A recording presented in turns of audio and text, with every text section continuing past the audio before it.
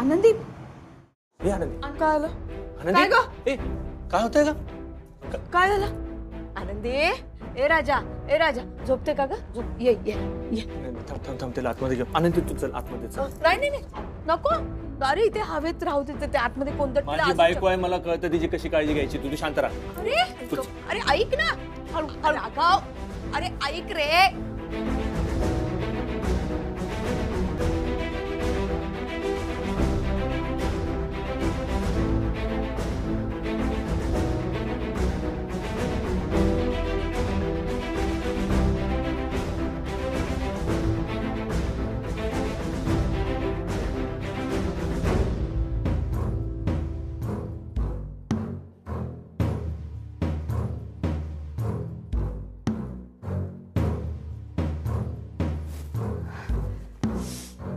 तू झोपतेस का?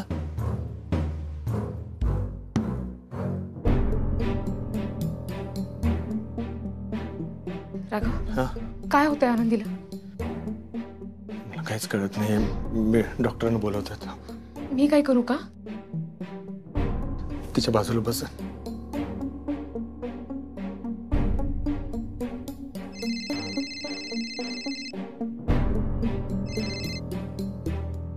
Hello hello doctor, आनंदीला श्वास घ्यायला त्रास होतोय. घाम पण येतोय का? हो. मला याचीच भीती होती, तरी म्हटलं होतं मी तुम्हाला.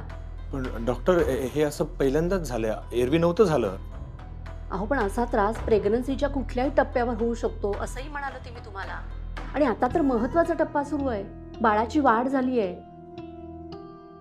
ठीक आहे, हे बघा इमर्जन्सीसाठी तुम्हाला मी गोळी दिली होती लिहून. हां ती ताबडतोब त्यांना द्या. हां हां हां ओके. आणि त्यातूनही बरं नाही वाटलं तर मला पुन्हा फोन करा. हो हो डॉक्टर. काय रे काय करतोयस? ही कुठली गोळी आहे? आता नाही द्यायची, ही वेळ नाही आहे गोळीची. थांब. डॉक्टरने तिला अशा वेळेस ही गोळी द्यायला सांगितलं.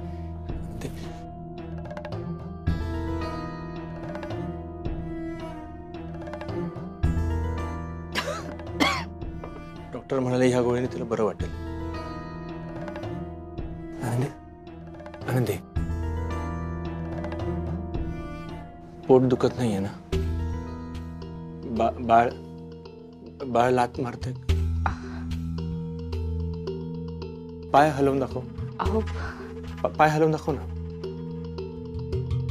दुखत नाहीये ना? राघव इतके प्रश्न नको विचारू, तिला टेन्शन येईल. नाही गोळी घेतली ना बरं वाटेल, डॉक्टर म्हणाले तसा. तू आराम कर आता फक्त. हा तुला उभं राहता येईल आता? येईल मला उभं राहता, पण अशक्तपणा आलाय. नाही नाही मी फक्त विचारतोय तुला उभं राहता येईल म्हणजे. बरं तू डॉक्टर म्हणाले गोळी घेतल्यानंतर बरं वाटेल, तू फक्त आता आराम कर. हा बरं वाटेल तिला. मी आलू पटकन नाही. अहो आईंशी भांडू नका प्लीज, नका भांडू. तू आराम कर. नाही रमादेवी तुम्ही जा यांच्यासोबत, त्यांना समजावून सांगा, ऐकतील. आनंदी तू काळजी करू नकोस, तू नाही भांडणार.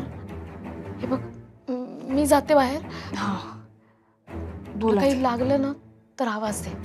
हा जा तुम्ही.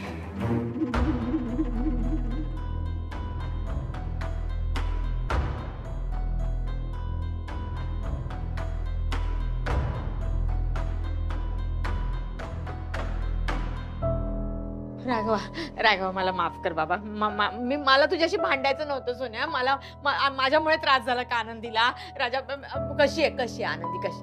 आणि माझा नातू कसा आहे? बरा आहे ना माझा नातू? मला तिला त्रास झाला मला बघवलं नाही रे. बरं आहे ना? नातू नातू करणं आता बंद कर. तुझ्यामुळे जर का आनंदीला काही झालं ना तर आयुष्यभर मी तुला कधीच माफ करणार नाही.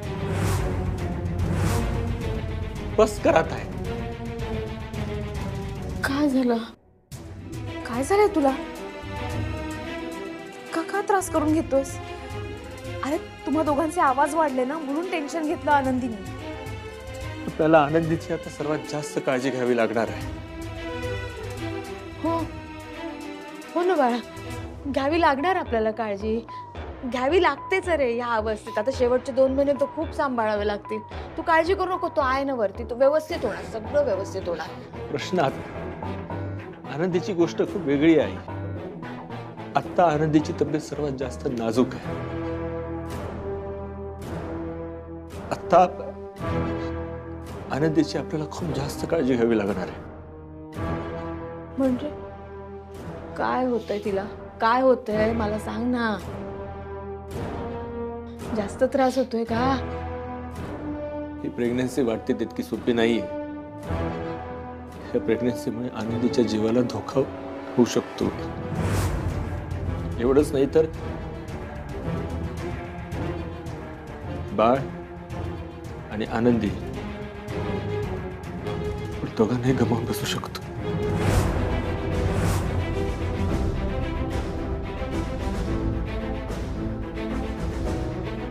काय म्हणतोस राघव? काय झालंय आनंदीला? असं का बोलतोस? आनंदीला दिवस गेल्यानंतर आम्ही डॉक्टरांकडे गेलो होतो.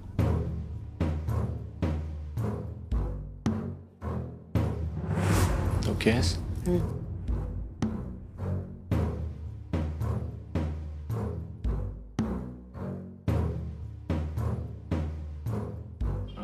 डॉक्टर, आम्ही होम प्रेग्नन्सी टेस्ट केलेली आहे जी पॉझिटिव्ह आली आहे. तुमच्याकडे आम्ही कन्फर्म करण्याकरता आलो.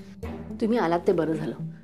पण जरा तुम्हाला मी स्पष्टच एक गोष्ट विचारते की तुम्ही हा प्रेग्नन्सीचा चान्स परत का घेतलायत?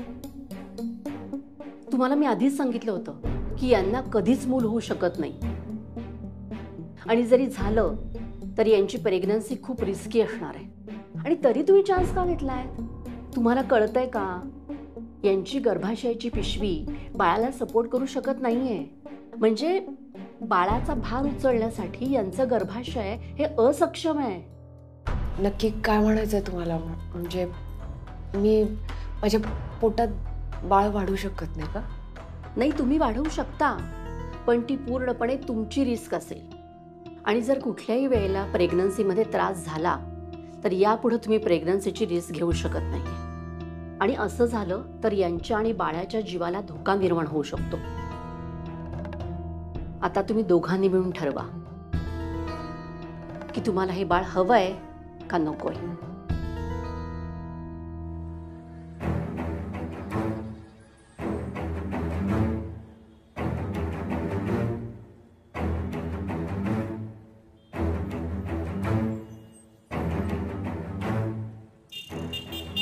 आनंदी, तुझं लक्ष कुठे आहे? मला माहिती माझं लक्ष कुठे. आनंदी, ऐक ना, मला वाटतं आपण बाळाला जन्म नको देऊ. काय बोलताय तुम्ही? या प्रेग्नन्सीमुळे तुझ्या जीवाला धोका आहे आणि मला रिस्क नाही घ्यायची. आनंदी, आधीच आयुष्यामध्ये मी काय गमावले तुला चांगलं माहिती आहे. मला अजून काही गमवायचं नाहीये, नाहीतर मी जगू शकणार नाही. मग मी ह्या बाळाला गमावू नाही शकत. आपलं बाळ माझ्या पोटात वाढतंय. माझं एकच स्वप्न होतं ना, आई व्हायचं. या बाळामुळे माझी इच्छा पूर्ण होणार आहे. मग काय हरकत आहे बाळाला जन्म द्यायला? त्यामुळे तुझ्या जीवाला धोका आहे आनंदी. चालेल ना, मी बाळासाठी वाटेल ते करायला तयार. काय बोलतेस तू? हे बघा, हे बाळ आज माझ्या पोटात वाढतंय, याचा अर्थ बाळाला जन्म घ्यायचा आहे. आपल्याला डॉक्टरांनी काय सांगितलं होतं की मी कधीच आई होऊ शकत नाही. गरोदरपणात मला अनेक समस्या येतील. आपण ही आशा सोडली होती. अचानक ही गोड बातमी मिळाली आपल्याला. मला असं खूप मनापासून वाटतंय की हे बाळ ना जगातल्या कोणत्याही संकटावर मात करून या जगात जन्म घ्यायला तयार. त्याचा हक्क आहे तो. ह्या जगात त्याला जागा मिळवून द्यायला हवी आपण त्याला. ह्या बाळाला जन्म द्यायला हवा मी. मला आई व्हायचंय. हे बाळ हवंय मला.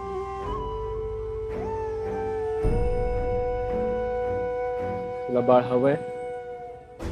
ठीक आहे, तू म्हणशील तसं आपण करू. त्या बाळाला आपण जन्म देऊ आणि या प्रेग्नन्सीच्या काळात मी कायम तिच्या सोबत असेनच. पण मला एक वचन दे आनंदी, कुठलाही हलगर्जीपणा होऊ द्यायचा नाही.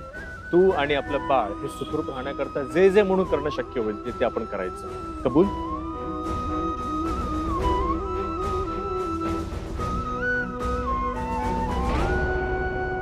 वर्षा, अगं तुला काही सांगितलंय का? काहीही सांगितलेलं नाहीये.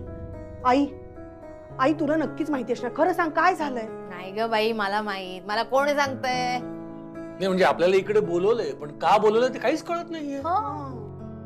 बरं, आनंदीला बरं वाटत नाही म्हणून तिला डॉक्टरकडे नेलंय हेही आपल्याला इथं आल्यावर कळतंय. का आले मग हे? आनंदी काय झालं दादा? आनंदी बसा बसा ना बाबा, बसा बसा बसा, सावकाश बसा तुम्ही. आनंदी अगं बरं वाटतं ना तुला? आनंदी बस, याच्यावर बस. बस. काय झालं? सांगेल, आनंदी सांगेल. तुम्हाला सगळ्यांना महत्वाची गोष्ट सांगायची आहे. तू ठीक आहेस ना? मी ठीक आहे आणि पोटातलं बाळ पण ठीक आहे.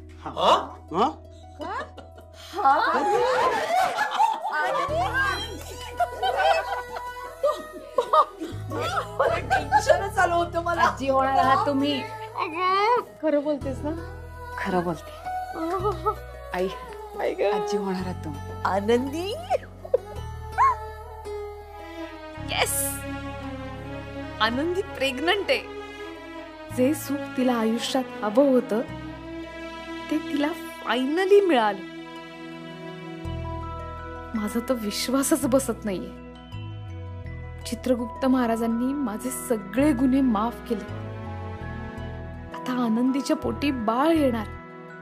Thank you so much Chitragupta Maharaj. मी खूप खुश आहे आनंदीसाठी, खूप खुश आहे.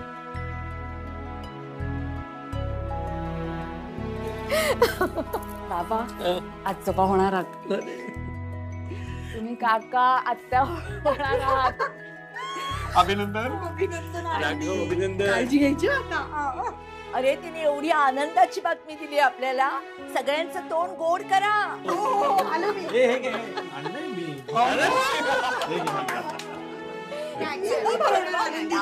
घ्या मालताई, घ्या घ्या हो जावई. हे जरा कमी पोटाचा त्रास. आनंदी आणि मी आम्ही दोघांनी ठरवलं होतं की घरी कोणालाच ह्यातली कुठलीच गोष्ट सांगायची नाही. एवढी महत्वाची गोष्ट आम्हाला का सांगितली नाही? आम्ही आमच्या परीने घेतली असती ना काळजी तिची. सगळ्यांना ही गोष्ट ऐकल्यानंतर खूप त्रास झाला असता आणि म्हणून आम्ही दोघांनी ठरवलं होतं की तुम्हाला कोणालाच ही गोष्ट सांगायची नाही. आणि तुम्हाला कधीच ही गोष्ट कळता कामा नये यासाठी आम्ही व्यवस्थित प्रयत्नशील होतो. मी आनंदीची व्यवस्थित काळजी घेत आलेलो आहे. तिचे डॉक्टरचे अपॉइंटमेंट्स, तिचे औषधं गोळ्या, सगळ्या गोष्टी मी व्यवस्थित केल्या आणि म्हणून आतापर्यंत तिला कधीच काहीच त्रास झालेला नाही. पण भीती आहे आता इथून पुढे तिला कुठलाही त्रास होऊ शकतो.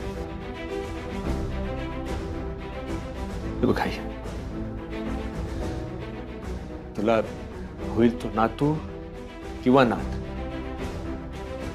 बाळ जर का सुखरूप असावा अशी तुझी अपेक्षा असेल तर त्यासाठी आनंदीला काहीच होता कामा नाही.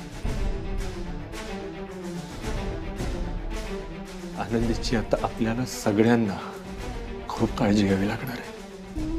मला नातू हवा म्हणून पोरीने स्वतःचा जीव धोक्यात घातला.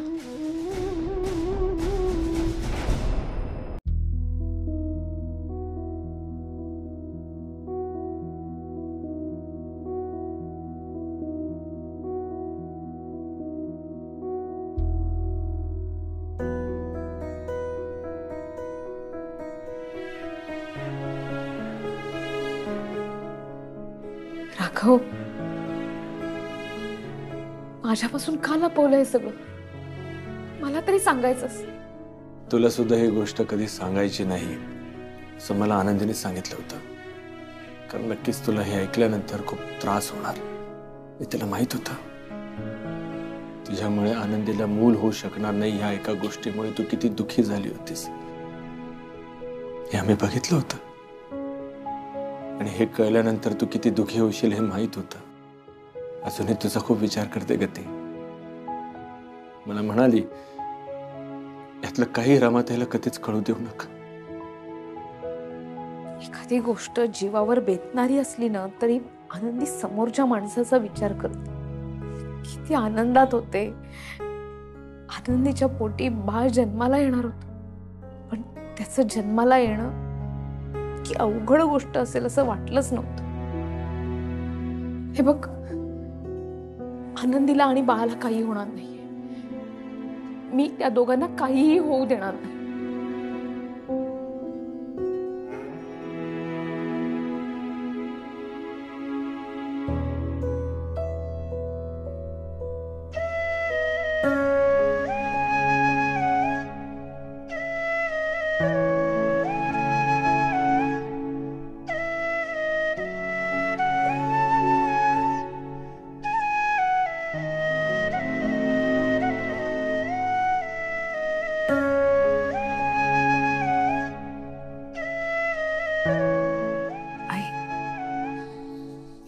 काय झालं?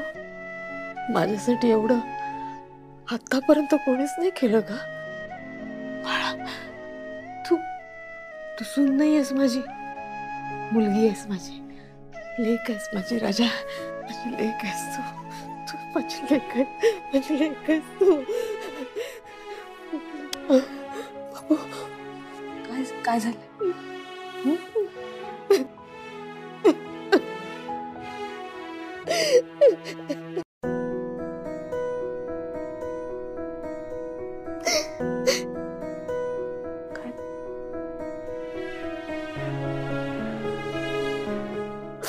आनंदी, तुझ्या प्रेग्नन्सी मधल्या कॉम्प्लिकेशन्स बद्दल मी आईला सगळं काही सांगितलंय. आपलं ठरलं होतं ना कोणालाच काही सांगायचं नाही म्हणून. का लपवलंस तू माझ्यापासून? हो आनंदी, ठरलं होतं पण राहवलं नाही तुझा त्रास बघून आणि बोलून गेलो सगळं काही.